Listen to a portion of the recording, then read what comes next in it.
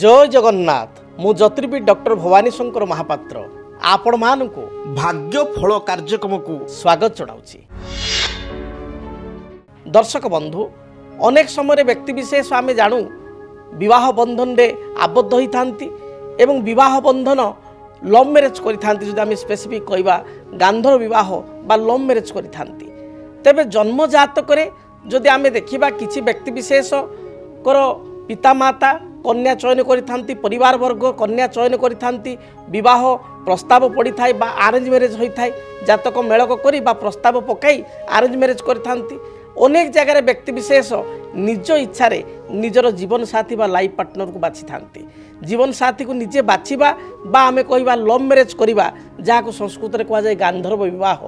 गांधर्व विवाह करिबा ये किछि व्यक्ति विशेष क्षेत्र देखा दै थाए। तेबे आज आमे जानिबा जन्म जातक ग्रहों स्थिति किपरि थिले बा केउ ग्रहों संयोग थिले जन्म जातक जड़े गांधर्व विवाह बा लव मैरेज प्रति आकृष्ट होई थाए। द्वितीयतम आमे जानिबा बेले बेले आमे देखू लाइक करी बा लव करी रिलेशनशिप मध्य भांगी जाय थाए। विवाह पूर्वरु ये विवाह रूपरेख नहीं पारि न थाए एवं आमे कहबा ब्रेकअप हो जाय थाए। आजिकल पिलांको लैंग्वेज रे ब्रेकअप हो जाए विवाह करिवे माने चॉइस करिवे पसंद करिवे कि किछि दिन पर ब्रेकअप हो जिवो आ बाहागर से जगह हबो नाही। ये भली समस्या काहे की देखा दै थाए। शास्त्र सुंदर भाव रे कहा जाए विवाह कारक ग्रह होचंती शुक्र। जदि शुक्र शनि एकत्र जातक रे जेकोसी भाव रे रहितांती जदि आपण माने लव मैरेज करि सारिचंती बा आपण माने काहाको भल पाउचंती ताहले निज जन्म कुंडली को आगो देखंतु निज जन्म जातक को आगो देखंतु। जन्म जातक रे जदि शुक्र एवं शनि एकत्र रहिचंती जदि जन्म जातक रे शुक्र को शनि देखुची शनिकर दृष्टि होउची तृतीय निज स्थान ठारू तृतीय सप्तम दशम। शनि ठारू जदि शुक्र तृतीय रे अछंती शनि ठारू हिसाब करिए शनि को एक धरिवे तृतीय सप्तम किंबा दशम रे अछंती ताहले जानिबे आपणकर लाइकिंग रहिबो बा आपण लव रिलेशनशिप रे जन को पसंद करिवे बा चॉइस करिवे बा आपणकर विवाह गांधर्व विवाह हेबो। सुंदर भाव रे शास्त्रे कहा जाईची नाना जाति बधु संगी कामेश शनि वीक्षिते भृगुणा शनि संतुष्टे गांधर्व विवाह जायते नरह। भृगु अर्थ होचंती शुक्र। जदि शुक्र शनि जातक रे एकत्र रहिले बा शुक्र को शनि देखिले ताहले व्यक्ति विशेष जन को भल पाई थाए एवं गांधर्व विवाह बा लव मैरेज करिया पई आग्रह करि थाए। से भली भाव रे जदि जन्म जातक रे मंगल एवं शुक्र एकत्र रहितांती गोटे कुंडली रे एवं शनि तांको देखु थाए ए परिस्थिति रे मध्य व्यक्ति विशेष लव मैरेज करि थाए बा गांधर्व विवाह सुनिश्चित करि थाए।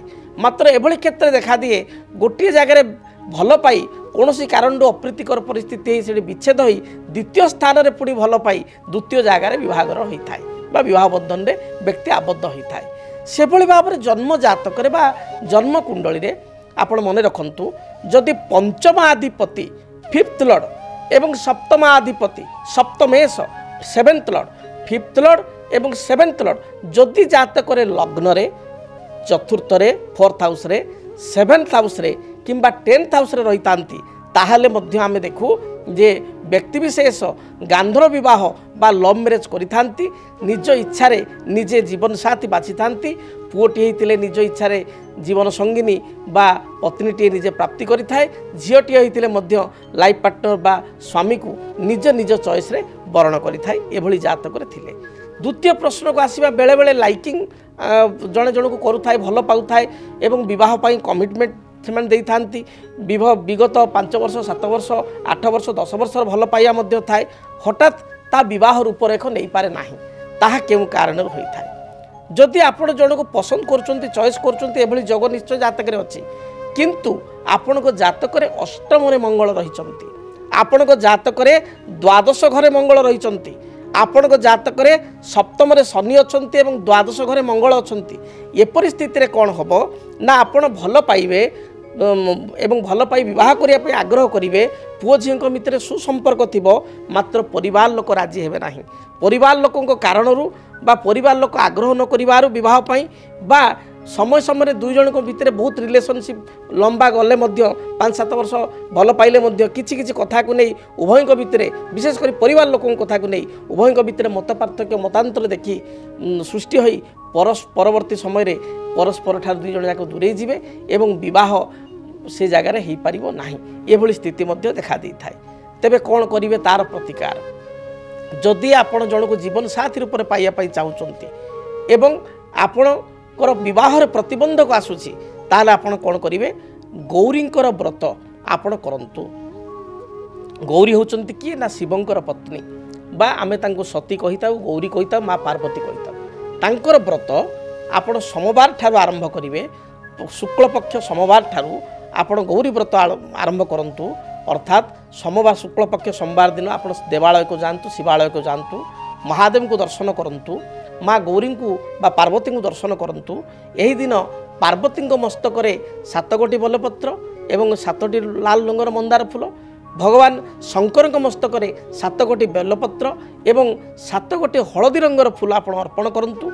यही दिन सात्विक भोजन ग्रहण करंतु पियाज रसुण आमिष खातु ना देखिए यह द्वारा आपण को जीवन में जो बाधा विघ्न रही आपण को रिलेशनशिप जो समस्या रोची ता दूरीभूत हो। से भाई आउ एक महा उपाय होची आपण शुक्रंग पई प्रतिकार करेंगे गोटे मासपन्नी वृक्ष आपण कुंडर लगाई चंदन सिंदूर दीप धूप धला रंगर फूल दे आपण पूजा करंतु। मासपन्नी वृक्ष को देखिए आपण को वैवाहिक जीवन में हो बा आपण जन को लाइफ पार्टनर हिसाब से चाहूँगी भल पाउछंती किंतु से समस्या रोची ताहले एभली क्षेत्र में आपणकर समस्यार समाधान हेबो।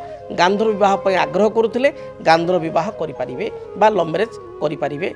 तेबे मु आपन को एज एस्ट्रोलॉजर हिसाब रे कहिबी आपण काहा को भल पाइले मध्य बा भल पाई आपण किछि कमिटमेंट विवाह पई प्रतिश्रुति दबा पूर्व थरे पुओ झीकर जातक आप मेलक करंतु निज निजर जातक मेलक करंतु एवं आपणकर जातक जदि किछि दोष दुर्बलता रही ताकू जानी तार प्रतिकार करी आगको बढ़ंतु देखिए दाम्पत्य जीवन पारिवारिक जीवन सुखमय हेबो।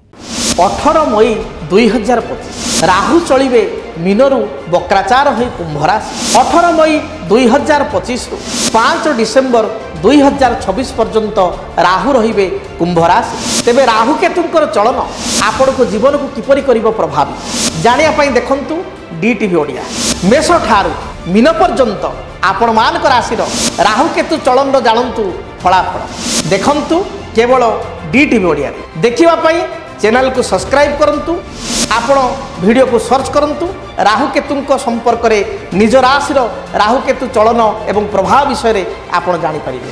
देखंतु राहु चलन केवल डीटीवी ओडिया रे। जदि आपणक जीवन रे व्यक्तिगत पारिवारिक समस्या कर्मक्षेत्र नियुक्ति वैवाहिक समस्या वास्तु दोष एवं माली मकदमा आदि समस्या थाए ताहेले समस्यार समाधान और परामर्श पाई आमको जोगाजोग करंतु। ज्योतिर्विद doctor Bhabani Shankar Mahapatra Budheswari colony plot number 26 Bhubaneswar. Phone number 9776833302 9439444924। आमर वेबसाइट www.srijagannathastro.com। डीटीवी ओडिया देखिवा पई सब्सक्राइब करंतु एवं बेल आइकन को मध्य दबाई दियंतु।